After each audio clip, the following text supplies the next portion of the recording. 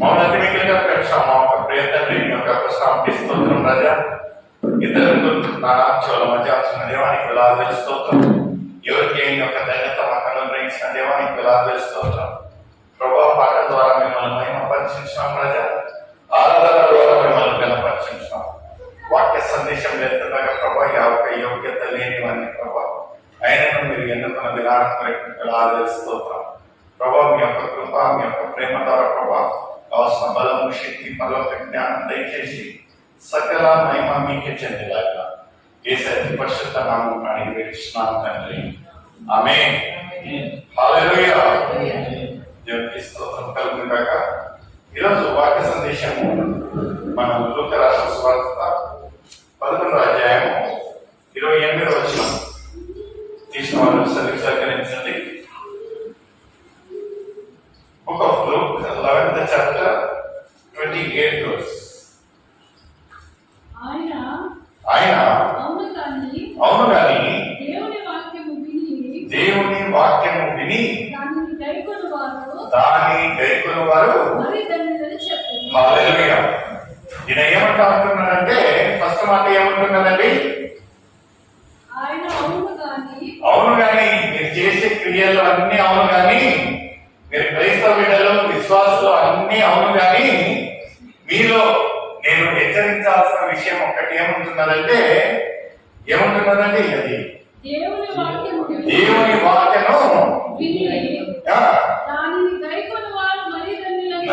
ఇప్పుడు మనము వాక్యాలను వింటామండి. వాక్యాన్ని వినే వాళ్ళగా ఉంటున్నామా, దాని అనుసారంగా జీవించే వాళ్ళగా ఉంటున్నామా అనేది ఒక ప్రశ్న. ఎందుకంటే అందరు వాక్యం శ్రద్ధగా ప్రతి వారం మనం వినాలనుకున్నా ఇంకో వద్దనుకున్నా ఆడ సంఘ కాపరి చెప్తా ఉంటాడు, దైవ సేవకుడు చెప్తా ఉంటాడు, మనం వింటా ఉంటున్నాం. అయితే ఆ ఒక వినే మాటలు అక్కడ ఆ 4 గోడల మధ్యలో లేకపోతే ఆ 2 గంటలకు సీమితంగా ఉంటున్నదా, లేకపోతే ఆ ఒక మాటలను మన ఒక జీవితాలలో మన ఒక హృదయాలలో నాటబడి దాని అనుసారంగా మనం జీవిస్తా ఉంటున్నామా అనేది ఇక్కడ సూటిగా మొదటి మాట ఏమడుగుతా ఉంటున్నాడంటే, మీరు వినే వాటిని అన్నింటిని మీరు అనుసరించినట్లయితే మనము పొందే మేలు ఏముంటుందండి? మనము ఏముంటున్నది? ఆఖరి మాట మరీ ధన్యులన్న. నిజంగా మనం ఇప్పుడు అంటాము, ఈ రోజు ఇద్దరు ముగ్గురు మనము దేవుని యొక్క సన్నిధిలో చేరాలంటే ధన్యత, దేవుని యొక్క ధన్యత. అయితే మనము దేవుని మాటలు విని దాని అనుసారంగా జీవించినట్లయితే మరియు ధన్యవాదాలు. చిన్నపిల్లలకు చూడండి, గుడ్డ వేస్తే వాళ్ళకు పెద్దగా ఒక అచీవ్మెంటే. అయితే ఆ గుడ్డు పక్కన వెరీ గుడ్ అనేసారనుకోండి, ఇంకా సంతోషం. ఇక్కడ మరీ ధన్యత.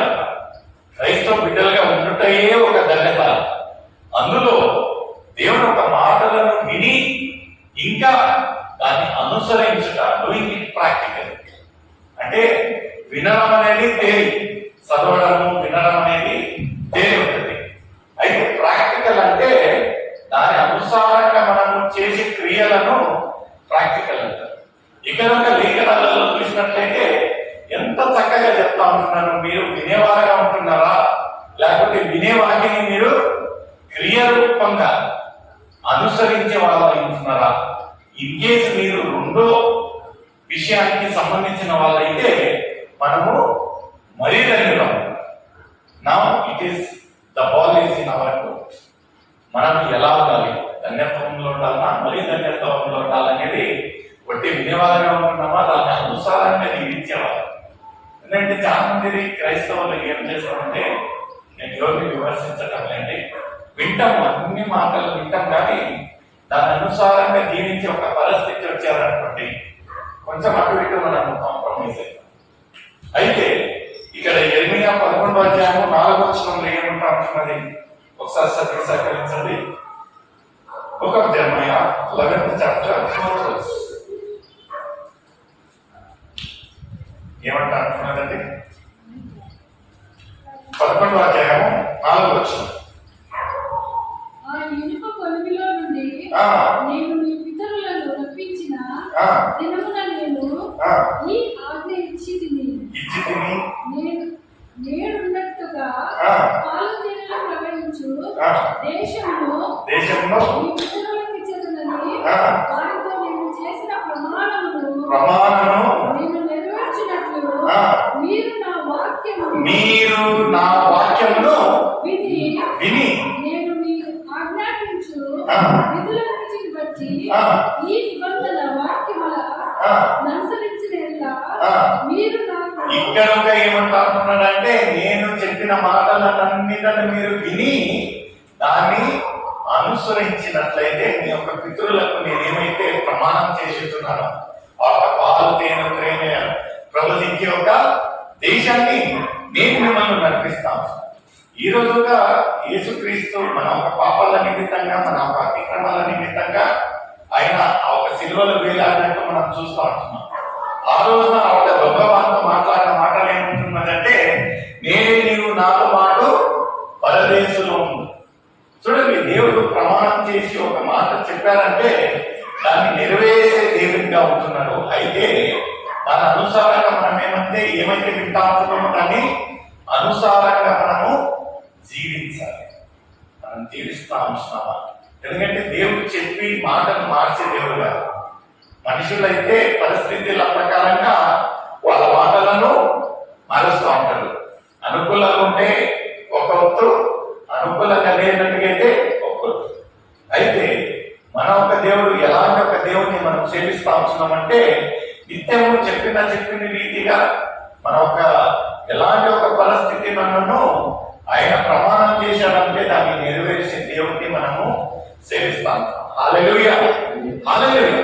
ఇప్పుడు ఇంకా ఈ రోజు ఇంకా చురుకుగా మనతో మాట్లాడే మాట ఏమంటున్నారంటే మీరు వినే వాటిని మీరు అనుసారంగా జీవిస్తా ఉంటున్నారా, క్రియారూపంగా చేస్తా ఉంటున్నారా? మనం మరే వినేవారిగా ఉన్నట్లయితే నిజంగా దేవుడు చెప్పిన రీతిగా నేను నిన్ను క్షమిస్తా, నేను నా ఒక బిడ్డగా అంగీకరిస్తానంటాను. అయితే మనం చేయాల్సిన పని ఏముంటున్నదంటే యథార్థంగా మన ఒక హృదయాలను దేవుడికి సమర్పించాలి. మనం అలా చేస్తా ఉంటున్నామా లేదా అనేది ఒక ప్రశ్న. ఈరోజు మనము బైబిల్లో చూసినట్లయితే ఎన్నో పాత్రలను మనం చూస్తామండి. పాత నిబంధన నుంచి చూసినట్లయితే అబ్రాహాము గురించి, ఇసాక్ గురించి, యాకోబు గురించి, మోషే గురించి, ఆ తర్వాత దానియేలు గురించి, అబేద్నగో, మేషక్ అబేద్నగో గురించి, వాటి కొత్త నిబంధనలు చూసినట్లయితే ఎన్నో ప్రవక్తల గురించి మనం మాట్లాడతాం. అన్నిట్లలో ఇంకొక పాత్ర ఏమంటున్నదంటే బిలాం గురించి. బిలాం ఎవరు తెలుసండి? ఎవరికైనా బిలాం ఎందుకు విశేషంగా బిలాం గురించి మనం తెలుసుకుంటాము, ఎందుకు ఆయన ఒక పేరు తెలియబడి ఉంటున్నదంటే ఇక్కడ సంఖ్యాకాలము ఇతను ఒక దైవ సేవకుడు, ఇతను ఒక దేవుడు అనుసారంగా జీవించే ఒక దేవుని బిడ్డగా ఉంటున్నాడు. ఈ యొక్క సంఖ్యాకాలము 22వ అధ్యాయము 6వ వచనము ఎవరైనా సహకరించండి. Book of numbers 22nd chapter 6th verse. కాబట్టి నీవు దయచేసి వచ్చి నా నిమిత్తము జనమును శపించుము. ఇక్కడ చూడండి, ఇంతగా ఏమంటున్నారంటే మామూలుగా మనం ఎవరినన్నా పిలిచినట్లయితే దైవ సేవకులను ఏమంటాం మనము? ఒక బిడ్డల నిమిత్తంగా మీరు ప్రార్థించండి, వాళ్ళని దీవించండి అంటారు. ఎవరన్నా శపించండి అని పిలుస్తారండి, ఎవరు పిలుస్తారు? అయితే ఇక్కడ వింత ఏమంటున్నదంటే ఇక్కడ ఎవరితో మాట్లాడుతూ ఉంటున్నారంటే మనం 1వ వచనం నుంచి చదివినట్లయితే బలాక్ వచ్చేసి ఈ యొక్క బిలాముతో పలికే మాటలు ఏమంటా ఉంటున్నాడంటే నైనా నువ్వు వచ్చి ఈ యొక్క జనులను నువ్వు ఏం చేయాలి? శపించాలి. ఎందుకు? ఇజ్రాయేల్లో అన్ని జనాలు ఉన్నట్లయితే ఈ యొక్క బలాకు వచ్చి ప్రత్యేకంగా బిలాముని ఎందుకు శపించమని కోరాలి? ఎందుకంటే ఆ ఒక ఆఖరి భాగం చదవమ్మా.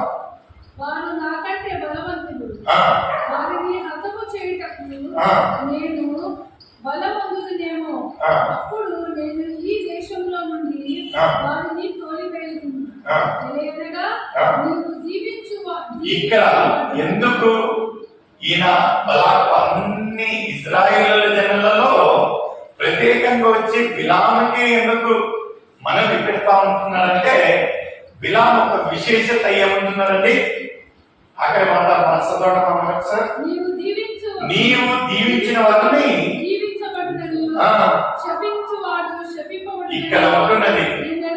ఇక్కడ ఉంటున్నది విషయం ఏముంటుందంటే ఈ యొక్క బిలాము ఎంత దైవ సేవకుడు, ఎంత దేవునిలో ఉంటున్నాడంటే ఈ బిలాము ఎవరినైతే ఆస్వాదిస్తాడో, ఎవరినైతే శపిస్తాడో వాళ్ళు శాపంగా మారుతారు. ఇక్కడ ఒక లేఖనాలలో అందుకే బలాకు వచ్చి ఏం చేస్తా ఉంటున్నాడంటే బిలాము మొరబెడతా ఉంటున్నాడు, నైనా వీళ్ళతో అయితే నాకు చేత కాదు, నా ఒక స్వయం ప్రయత్నం అయితే నాకు చేత కాదు, అయితే నీవు వచ్చి జనులను మీరు శపించినట్లయితే నేను వాళ్ళ పైన జయము పొందుతానేమో. ఇక్కడ చూడండి ప్రియమైన సోదర, ఒక మాట మనం గ్రహించాల్సిన విషయం ఏముంటున్నదంటే అన్ని జనులలో ఈ యొక్క బలాలు వచ్చేసి బిలామును గుర్తించాడు దేవుని బిడ్డగా కదా. ఎందుకంటే ఆ ఒక సైన్యంను, ఆ ఒక ఇజ్రాయెల్ జనాలను చూసినప్పుడు ఆ బలాకు భయం తెచ్చుకున్నారు. ఎందుకంటే దానికంటే ముందు ఒక అధ్యాయాలలో మనం చూసినట్లయితే ఈ యొక్క ఇజ్రాయేలు ఆ ఒక శత్రువులను